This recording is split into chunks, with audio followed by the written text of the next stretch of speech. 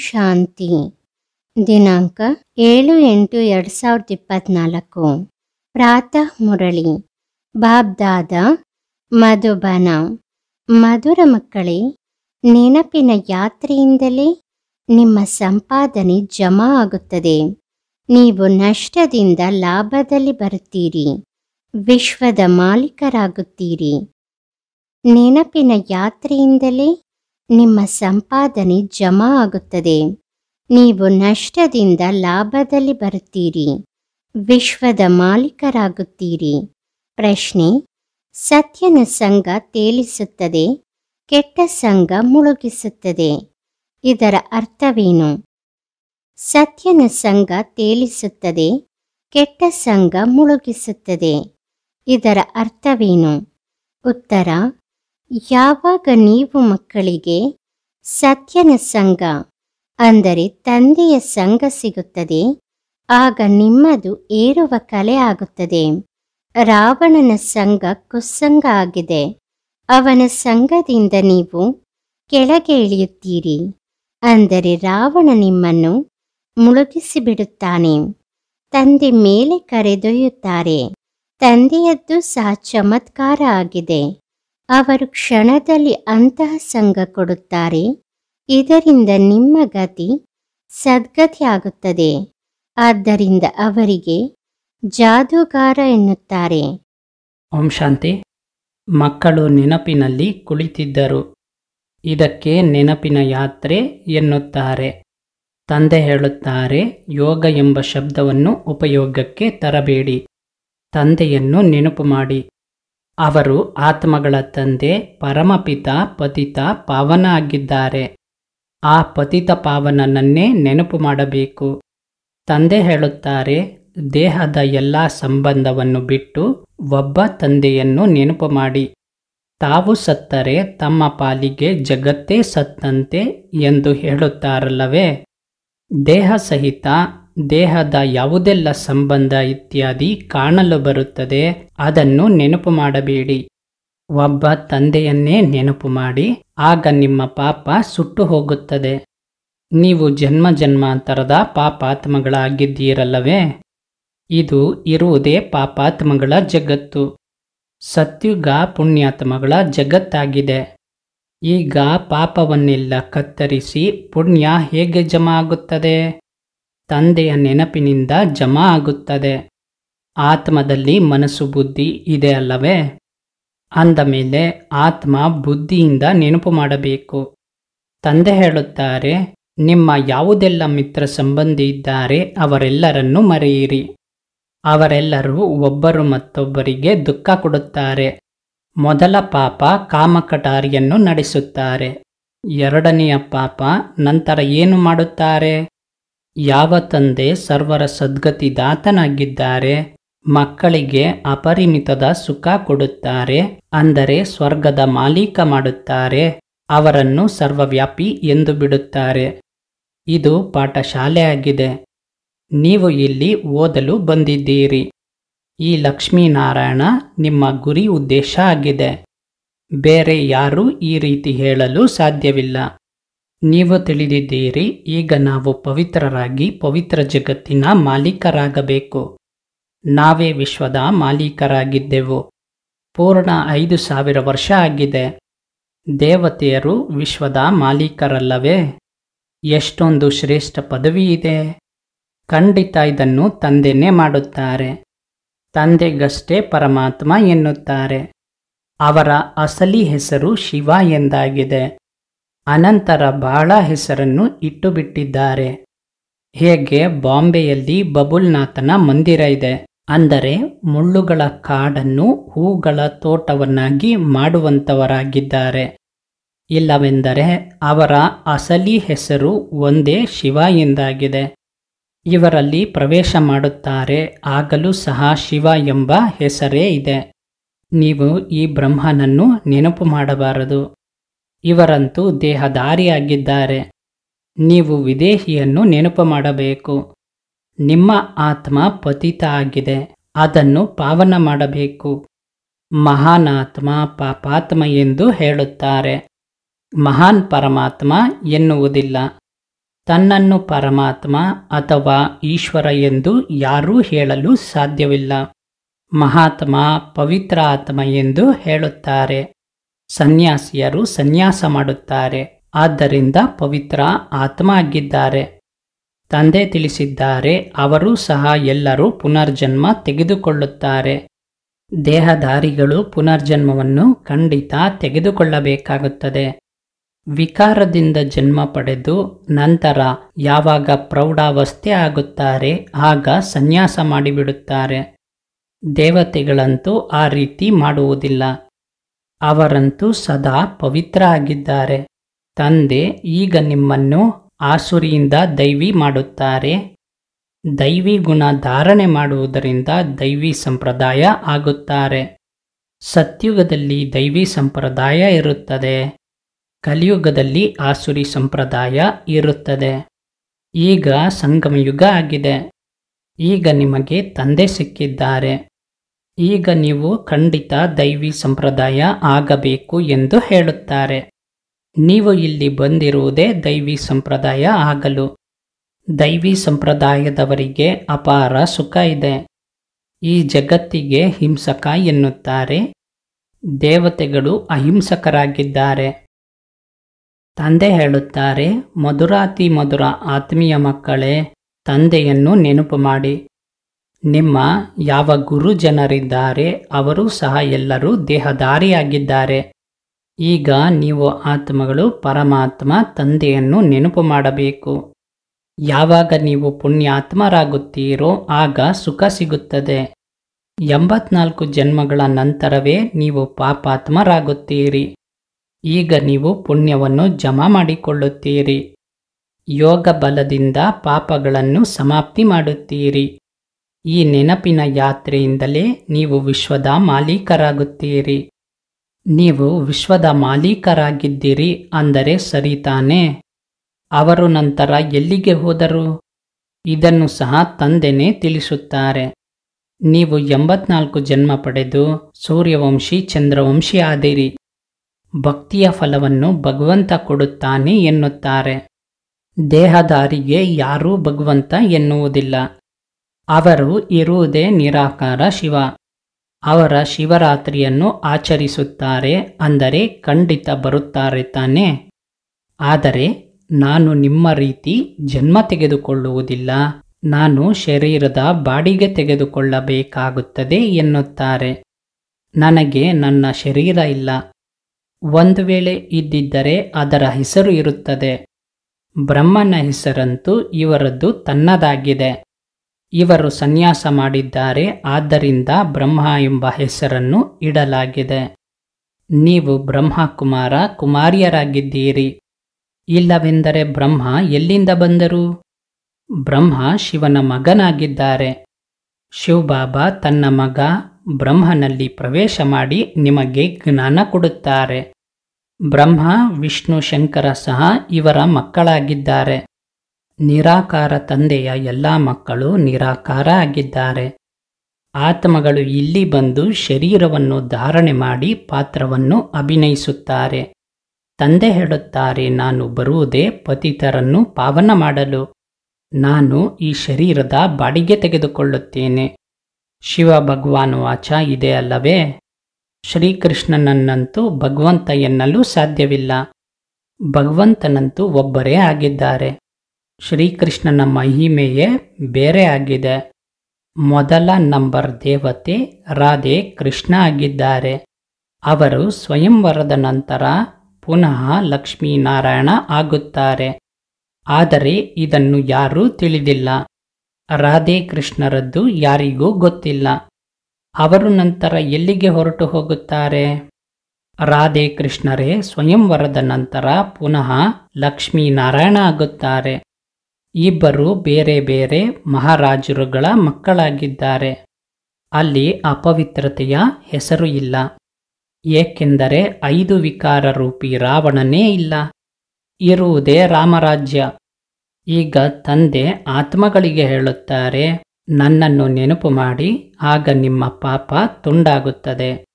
ನೀವು ಸತೋಪ್ರಧಾನರಾಗಿದ್ದೀರಿ, ಈಗ ತಮೋಪ್ರಧಾನರಾಗಿದ್ದೀರಿ. ನಷ್ಟ ಆಗಿದೆ, ಪುನಃ ಜಮಾ ಮಾಡಿಕೊಳ್ಳಬೇಕು. ಭಗವಂತನಿಗೆ ವ್ಯಾಪಾರಿ ಎಂದು ಹೇಳುತ್ತಾರೆ. ಎಲ್ಲೋ ವಿರಳರು ಅವರೊಂದಿಗೆ ವ್ಯಾಪಾರ ಮಾಡುತ್ತಾರೆ. ಅವರಿಗೆ ಜಾದೂಗಾರ ಎಂದು ಹೇಳುತ್ತಾರೆ. ಚಮತ್ಕಾರ ಮಾಡುತ್ತಾರೆ. ಅವರು ಇಡೀ ಜಗತ್ತಿನ ಸದ್ಗತಿ ಮಾಡುತ್ತಾರೆ. ಎಲ್ಲರಿಗೂ ಮುಕ್ತಿ, ಜೀವನ್ಮುಕ್ತಿ ಕೊಡುತ್ತಾರೆ. ಜಾದುವಿನ ಆಟ ಅಲ್ಲವೇ? ಮನುಷ್ಯನಿಗೆ ಕೊಡಲು ಸಾಧ್ಯವಿಲ್ಲ.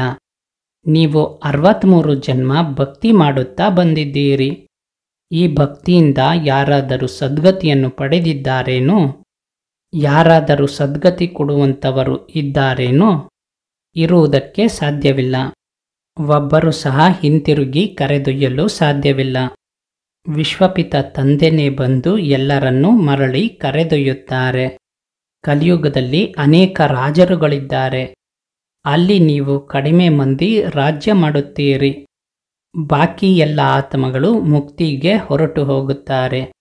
ನೀವು ಜೀವನ್ಮುಕ್ತಿಗೆ ವಯ್ಯ ಮುಕ್ತಿಧಾಮ ಹೋಗುತ್ತೀರಿ. ಈ ಚಕ್ರ ತಿರುಗುತ್ತಿರುತ್ತದೆ. ಈಗ ನೀವಾತ್ಮಗಳಿಗೆ ಈ ಸೃಷ್ಟಿ ಚಕ್ರದ ರಚಯಿತ ಮತ್ತು ರಚನೆಯ ಆದಿ ಮಧ್ಯ ಅಂತ್ಯದ ದರ್ಶನ ಆಗಿದೆ. ನೀವೇ ಈ ಜ್ಞಾನದಿಂದ ನರನಿಂದ ನಾರಾಯಣ ಆಗುತ್ತೀರಿ. ದೇವತೆಗಳ ರಾಜಧಾನಿ ಸ್ಥಾಪನೆ ಆದ ನಂತರ ನಿಮಗೆ ಜ್ಞಾನದ ಅವಶ್ಯಕತೆ ಇರುವುದಿಲ್ಲ. ಭಕ್ತರಿಗೆ ಭಗವಂತ ಅರ್ಧ ಕಲ್ಪ ಸುಖದ ಫಲ ಕೊಟ್ಟರು. ಅನಂತರ ರಾವಣ ರಾಜ್ಯದಲ್ಲಿ ದುಃಖ ಶುರುವಾಗುತ್ತದೆ. ನಿಧಾನವಾಗಿ ಮೆಟ್ಟಿಲನ್ನು ಇಳಿಯುತ್ತಾರೆ. ನೀವು ಸತ್ಯುಗದಲ್ಲಿದ್ದಾಗ ಒಂದು ದಿನ ಏನು ಕಳೆಯುತ್ತದೆ, ಮೆಟ್ಟಿಲನ್ನು ಇಳಿಯುತ್ತಾ ಹೋಗುತ್ತಾರೆ. ನೀವು 16 ಕಲ ಸಂಪೂರ್ಣರಾಗುತ್ತೀರಿ. ಅನಂತರ ಮೆಟ್ಟಿಲನ್ನು ಇಳಿಯುತ್ತಲೇ ಇರುತ್ತೀರಿ. ಕ್ಷಣ ಕ್ಷಣ ಟಿಕ್ ಟಿಕ್ ಆಗುತ್ತದೆ. ಇಳಿಯುತ್ತಲೇ ಹೋಗುತ್ತಾರೆ. ಸಮಯ ಕಳೆಯುತ್ತಾ ಈ ಜಾಗಕ್ಕೆ ಬಂದು ತಲುಪಿದ್ದೀರಿ. ಅಲ್ಲಂತೂ ಇದೇ ರೀತಿ ಸಮಯ ಕಳೆಯುತ್ತಾ ಹೋಗುತ್ತದೆ. ನಾವು ಮೆಟ್ಟಿಲನ್ನು ಏಕದಂ ತಕ್ಷಣ ಏರುತ್ತೇವೆ. ಅನಂತರ ಏನಿನ ರೀತಿ ಮೆಟ್ಟಿಲನ್ನು ಇಳಿಯುತ್ತೇವೆ. ತಂದೆ ಹೇಳುತ್ತಾರೆ, ನಾನು ಸರ್ವರ ಸದ್ಗತಿ ಮಾಡುವವನಾಗಿದ್ದೇನೆ. ಮನುಷ್ಯನ ಸದ್ಗತಿ ಮಾಡಲು ಸಾಧ್ಯವಿಲ್ಲ.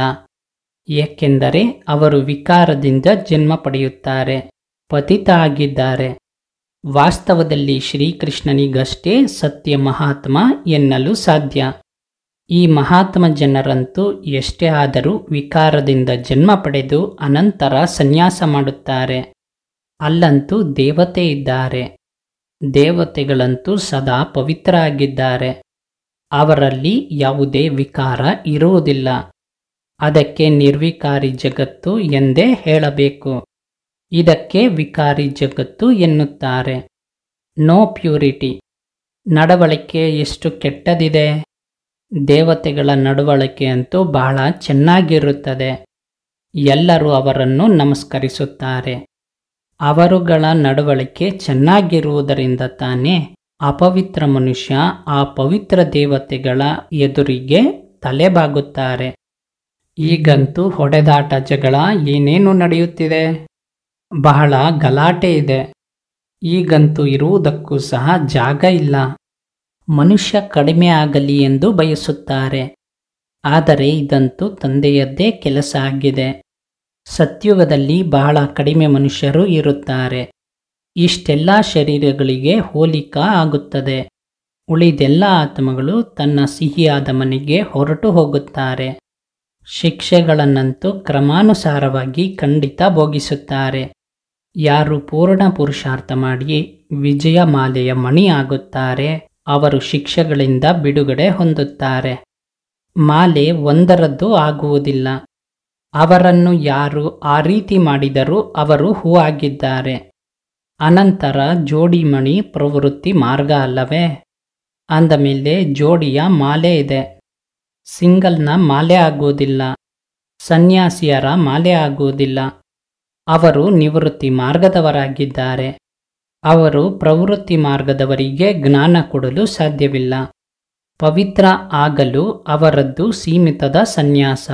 ಅವರು ಹಠಯೋಗಿಯಾಗಿದ್ದಾರೆ. ಇದು ರಾಜಯೋಗ ಆಗಿದೆ. ರಾಜ್ಯವನ್ನು ಪ್ರಾಪ್ತಿ ಮಾಡಿಕೊಳ್ಳಲು ತಂದೆ ನಿಮಗೆ ಈ ರಾಜಯೋಗವನ್ನು ಕಲಿಸುತ್ತಾರೆ. ತಂದೆ ಪ್ರತಿ 5,000 ವರ್ಷದ ನಂತರ ಬರುತ್ತಾರೆ. ಅರ್ಧ ಕಲ್ಪ ನೀವು ಸುಖದಲ್ಲಿ ರಾಜ್ಯ ಮಾಡುತ್ತೀರಿ. ಅನಂತರ ರಾವಣ ರಾಜ್ಯದಲ್ಲಿ ನಿಧಾನವಾಗಿ ನೀವು ದುಃಖಿಯಾಗುತ್ತಾ ಹೋಗುತ್ತೀರಿ. ಇದಕ್ಕೆ ಸುಖ ದುಃಖದ ಆಟ ಎನ್ನುತ್ತಾರೆ. ನೀವು ಪಾಂಡವರು ಜಯಗಳಿಸುತ್ತೀರಿ. ಈಗ ನೀವು ಮಾರ್ಗದರ್ಶಕರಾಗಿದ್ದೀರಿ. ಮನೆಗೆ ಹೋಗುವ ಯಾತ್ರೆ ಮಾಡಿಸುತ್ತೀರಿ. ಆ ಯಾತ್ರೆಗಳನ್ನಂತೂ ಮನುಷ್ಯ ಜನ್ಮಾಂತರ ಮಾಡುತ್ತಾ ಬಂದಿದ್ದಾರೆ. ಈಗ ನಿಮ್ಮ ಯಾತ್ರೆ ಮನೆಗೆ ಹೋಗುವುದು ಆಗಿದೆ. ತಂದೆ ಬಂದು ಎಲ್ಲರಿಗೂ ಮುಕ್ತಿ ಜೀವನ್ಮುಕ್ತಿಯ ದಾರಿ ತಿಳಿಸುತ್ತಾರೆ. ನೀವು ಜೀವನ್ಮುಕ್ತಿಗೆ, ಉಳಿದವರೆಲ್ಲರೂ ಮುಕ್ತಿಗೆ ಹೊರಟು ಹೋಗುತ್ತಾರೆ. ಆಹಾಕಾರದ ನಂತರ ಜೈ ಜೈಕಾರ ಆಗುತ್ತದೆ. ಈಗ ಕಲಿಯುಗದ ಅಂತ್ಯ ಆಗಿದೆ. ಆಪತ್ತುಗಳಂತೂ ಬಹಳ ಬರುವುದಿದೆ. ಅನಂತರ ಆ ಸಮಯ ನೀವು ನೆನಪಿನ ಯಾತ್ರೆಯಲ್ಲಿರಲು ಸಾಧ್ಯವಿಲ್ಲ. ಏಕೆಂದರೆ ಗಲಾಟೆ ಬಹಳ ಆಗುತ್ತದೆ. ಆದ್ದರಿಂದ ತಂದೆ ಹೇಳುತ್ತಾರೆ, ಈಗ ನೆನಪಿನ ಯಾತ್ರೆಯನ್ನು ಹೆಚ್ಚಿಸುತ್ತಾ ಹೋಗಿ. ಆಗ ಪಾಪ ಭಸ್ಮ ಆಗುತ್ತದೆ. ಹಾಗೂ ನಂತರ ಜಮವನ್ನು ಸಹ ಮಾಡಿಕೊಳ್ಳಿ. ಸತೋಪ್ರಧಾನರಂತೂ ಆಗಿ. ತಂದೆ ಹೇಳುತ್ತಾರೆ, ನಾನು ಪ್ರತಿ ಕಲ್ಪದ ಪುರುಷೋತ್ತಮ ಸಂಗಮ ಯುಗದಲ್ಲಿ ಬರುತ್ತೇನೆ. ಇದಂತೂ ಬಹಳ ಚಿಕ್ಕದಾದ ಬ್ರಾಹ್ಮಣರ ಯುಗ ಆಗಿದೆ. ಬ್ರಾಹ್ಮಣರ ಚಿಹ್ನೆ ಜುಟ್ಟು ಇರುತ್ತದೆ. ಬ್ರಾಹ್ಮಣ, ದೇವತಾ, ಕ್ಷತ್ರಿಯ, ವೈಶ್ಯ, ಶೂದ್ರ ಈ ಚಕ್ರ ತಿರುಗುತ್ತಲೇ ಇರುತ್ತದೆ. ಬ್ರಾಹ್ಮಣರದ್ದು ಬಹಳ ಚಿಕ್ಕದಾದ ಕುಲ ಇರುತ್ತದೆ. ಈ ಚಿಕ್ಕ ಯುಗದಲ್ಲಿ ತಂದೆ ಬಂದು ನಿಮಗೆ ಓದಿಸುತ್ತಾರೆ. ನೀವು ಒಬ್ಬ ಶಿವಬಾಬನಿಗೆ ಮಕ್ಕಳು ಆಗಿದ್ದೀರಿ. ಅಂದ ಮೇಲೆ ವಿದ್ಯಾರ್ಥಿ ಸಹ ಆಗಿದ್ದೀರಿ, ಅನುಯಾಯಿ ಸಹ ಆಗಿದ್ದೀರಿ. ತಂದೆನೂ ಆಗುವಂತಹ, ಶಿಕ್ಷಣ ಕೊಡುವಂತಹ ಶಿಕ್ಷಕನೂ ಆಗುವಂತಹ, ಸೃಷ್ಟಿಯ ಆದಿ ಮಧ್ಯಾಂತ್ಯದ ಜ್ಞಾನ ಕೊಡುವಂತಹ, ಅನಂತರ ಜೊತೆಗೆ ಕರೆದೊಯ್ಯುವಂತಹ ಆ ರೀತಿ ಯಾವುದೇ ಮನುಷ್ಯ ಇರುವುದಿಲ್ಲ. ಆ ರೀತಿ ಯಾವುದೇ ಮನುಷ್ಯ ಆಗುವುದಕ್ಕೂ ಸಾಧ್ಯವಿಲ್ಲ. ಈ ವಿಚಾರಗಳನ್ನು ಈಗ ನೀವು ತಿಳಿಯುತ್ತೀರಿ. ಸತ್ಯುಗದಲ್ಲಿಯೂ ಮೊಟ್ಟಮೊದಲು ಬಹಳ ಚಿಕ್ಕ ವೃಕ್ಷ ಇರುತ್ತದೆ. ಉಳಿದವರೆಲ್ಲರೂ ಶಾಂತಿಧಾಮಕ್ಕೆ ಹೊರಟು ಹೋಗುತ್ತಾರೆ. ತಂದೆಗೆ ಸರ್ವರ ಸದ್ಗತಿದಾತ ಎನ್ನುತ್ತಾರೆ. ತಂದೆಗೆ ಹೇ ಪತಿತ ಪಾವನ ಬಾಬಾ ಬನ್ನಿ ಎಂದು ಕರೆಯುತ್ತಾರೆ. ಮತ್ತೊಂದು ಕಡೆ ಅನಂತರ ಪರಮಾತ್ಮ ನಾಯಿ, ಬೆಕ್ಕು, ಕಲ್ಲು ಮಣ್ಣು ಎಲ್ಲದರಲ್ಲಿದ್ದಾನೆ ಎನ್ನುತ್ತಾರೆ. ಪಾರಲೌಕಿಕ ತಂದೆಯ ಅಪಕಾರ ಮಾಡುತ್ತಾರೆ. ತಂದೆ ಯಾರು ವಿಶ್ವದ ಮಾಲೀಕ ಮಾಡುತ್ತಾರೆ, ಅವರ ಹೆಸರನ್ನು ಹಾಳು ಮಾಡುತ್ತಾರೆ. ಇದನ್ನೇ ರಾವಣನ ಸಂಘದೋಷ ಎನ್ನುತ್ತಾರೆ. ಸತ್ಯನ ಸಂಘ ತೇಲಿಸುತ್ತದೆ, ಕುಸ್ಸಂಗ ಮುಳುಗಿಸುತ್ತದೆ. ರಾವಣ ರಾಜ್ಯ ಶುರು ಆಗುತ್ತದೆಂದರೆ ನೀವು ಬೀಳಲು ತೊಡಗುತ್ತೀರಿ. ತಂದೆ ಬಂದು ನಿಮ್ಮದು ಏರುವ ಕಲೆ ಮಾಡುತ್ತಾರೆ. ತಂದೆ ಬಂದು ಮನುಷ್ಯರನ್ನು ದೇವತೆ ಮಾಡುತ್ತಾರೆಂದರೆ ಸರ್ವರ ಕಲ್ಯಾಣ ಆಗುತ್ತದೆ. ಈಗಂತೂ ಎಲ್ಲರೂ ಇಲ್ಲಿ ಇದ್ದಾರೆ. ಉಳಿದಂತೆ ಯಾರೆಲ್ಲ ಉಳಿದುಕೊಂಡಿರುತ್ತಾರೋ ಅವರು ಬರುತ್ತಿರುತ್ತಾರೆ. ಎಲ್ಲಿಯವರೆಗೂ ನಿರಾಕಾರಿ ಜಗತ್ತಿನಿಂದ ಎಲ್ಲ ಆತ್ಮಗಳು ಬಂದು ಬಿಡುತ್ತಾರೋ ಅಲ್ಲಿಯ ತನಕ ನೀವು ಪರೀಕ್ಷೆಯಲ್ಲಿ ಕ್ರಮಾನುಸಾರವಾಗಿ ಉತ್ತೀರ್ಣರಾಗುತ್ತಾ ಹೋಗುತ್ತೀರಿ. ಇದಕ್ಕೆ ಆತ್ಮೀಯ ಕಾಲೇಜು ಎನ್ನುತ್ತಾರೆ. ಆತ್ಮೀಯ ತಂದೆ ಆತ್ಮೀಯ ಮಕ್ಕಳಿಗೆ ಓದಿಸಲು ಬರುತ್ತಾರೆ. ರಾವಣ ರಾಜ್ಯ ಬಂದಾಗ ಅನಂತರ ಶರೀರ ಬಿಟ್ಟು ಅಪವಿತ್ರ ರಾಜರಾದರು. ಅನಂತರ ಪವಿತ್ರ ದೇವತೆಗಳ ಎದುರಿಗೆ ತಲೆಬಾಗಲು ತೊಡಗಿದರು. ಆತ್ಮವೇ ಪತಿತ ಅಥವಾ ಪಾವನ ಆಗುತ್ತದೆ. ಆತ್ಮ ಪತಿತ ಅಂದ ಮೇಲೆ ಶರೀರ ಸಹ ಪತಿತ ಸಿಗುತ್ತದೆ. ಸತ್ಯ ಚಿನ್ನದಲ್ಲಿ ಮಿಶ್ರಣ ಸೇರಿಕೊಂಡಾಗ ಒಡವೆ ಸಹ ಮಿಶ್ರಣದ್ದು ಆಗುತ್ತದೆ. ಈಗ ಆತ್ಮದಿಂದ ಮಿಶ್ರಣವನ್ನು ಹೇಗೆ ತೆಗೆಯುವುದು? ಯೋಗಾಗ್ನಿ ಬೇಕು. ಆದ್ದರಿಂದ ನಿಮ್ಮ ವಿಕರ್ಮ ವಿನಾಶ ಆಗುತ್ತದೆ. ಆತ್ಮದಲ್ಲಿ ಬೆಳ್ಳಿ, ತಾಮ್ರ, ಲೋಹ ಸೇರಿಕೊಂಡಿದೆ. ಇದು ಮಿಶ್ರಣ ಆಗಿದೆ. ಆತ್ಮ ಸತ್ಯ ಚಿನ್ನ ಆಗಿದೆ. ಈಗ ಸುಳ್ಳು ಆಗಿದೆ.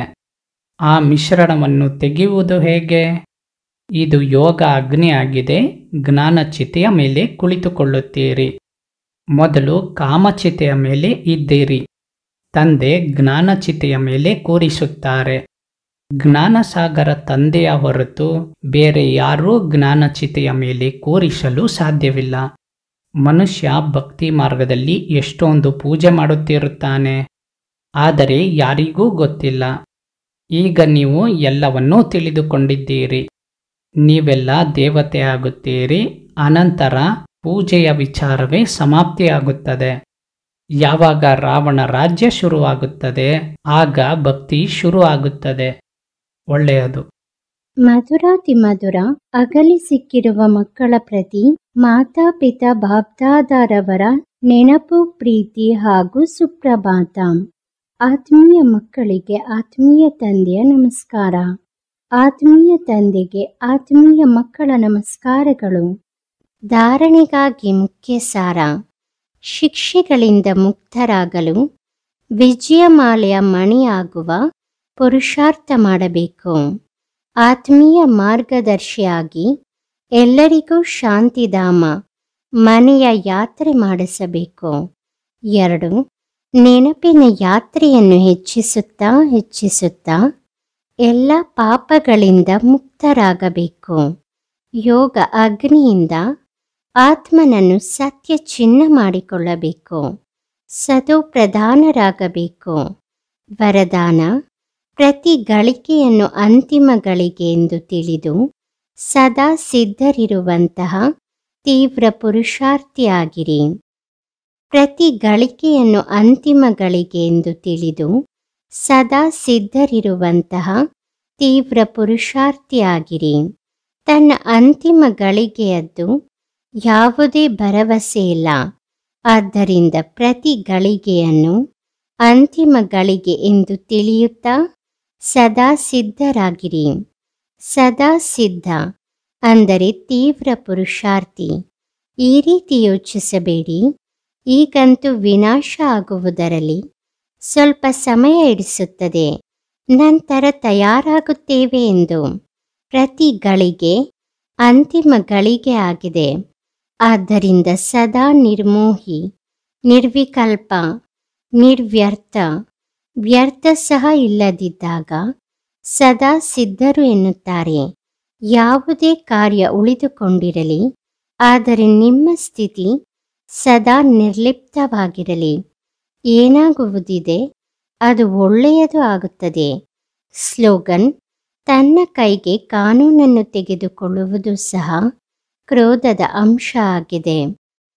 ತನ್ನ ಕೈಗೆ ಕಾನೂನನ್ನು ತೆಗೆದುಕೊಳ್ಳುವುದು ಸಹ ಕ್ರೋಧದ ಅಂಶ ಆಗಿದೆ. ಓಂ ಶಾಂತಿ.